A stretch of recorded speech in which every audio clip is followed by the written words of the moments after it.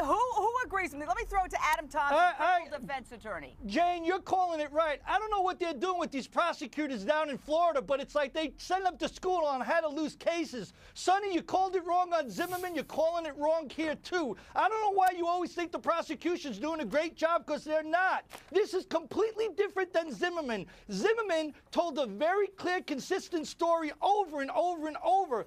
This guy's statement is completely riddled with things that hurts the defense. The prosecution absolutely needed to call a witness to get the tape in and let the jury hear how this guy's 1 minute saying it's a shotgun, the other minute it may be a stick. Okay, you don't Sonny, kill someone over a stick. Okay, one at a time. Sonny, your rebuttal.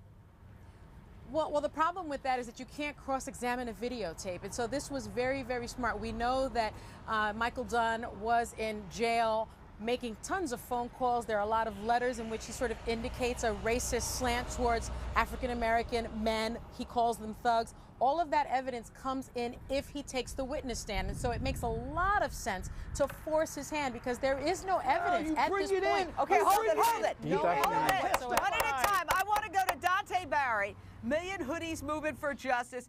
Dante, I'm not saying I agree with Dunn. I'm just saying the way the detectives grilled him on that tape exposed all the holes in his story, and they were not believing him, and they were asking him, hold on, you say you're shooting him because he's getting out of the car, but sir, his door is closed. They're talking in people terms. They're telling the story in a way that the average person can hear when they're interrogating him, which has not happened in court, Dante. Absolutely, he needs to be on the stage right now.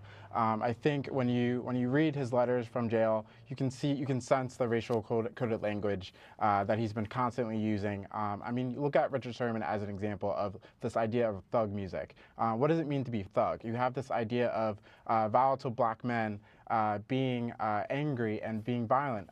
We need to have him on stage to actually tell his story, to see what actually what happened that night. And here's the thing. They think they're going to force him on stage by not playing the interrogation tape. We don't know if that's true. Okay, the defense has now said they may have 2 more witnesses. One of them may be done, one of them won't. So again, let's debate the most controversial move by prosecutors. They rested their case without playing the long, it's more than an hour and a half, video of detectives grilling Michael Dunn relentlessly after they caught him the day after the shooting. The detectives who interrogate Dunn seem a lot more, to me, insightful than the prosecutors. Over and over, these detectives zero in on holes in Dunn's story.